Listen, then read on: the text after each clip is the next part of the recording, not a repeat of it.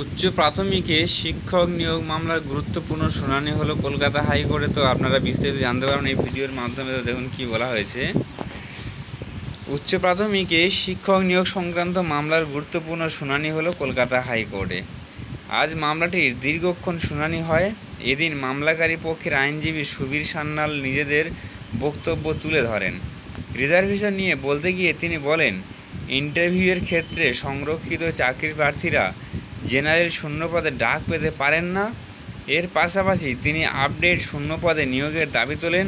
শূন্যপদ নিয়ে তিনি বলেন, 15 দিন আগের আপডেট শূন্যপদে নিয়োগ চাই। উচ্চ প্রাথমিকের শিক্ষক নিয়োগ মামলায় ফের তারিখ দেওয়া হলো। পরবর্তী শুনানির তারিখ 10 জুলাই। ওই দিন দ্বিতীয় অর্ধে মামলার শুনানি হবে।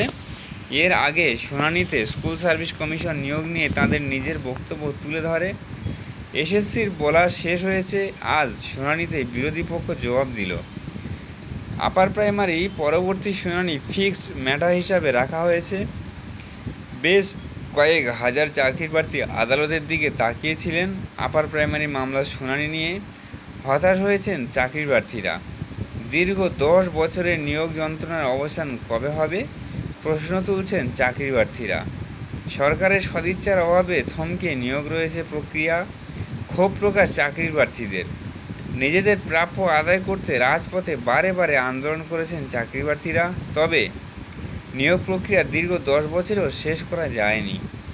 চাকরি প্রার্থীদের দাবি, প্রথম কাউন্সেলিংয়ের পরে দ্বিতীয় কাউন্সেলিং শুরু করতে হবে এবং যোগ্য প্রার্থীদের অবিলম্বে নিয়োগ করতে হবে।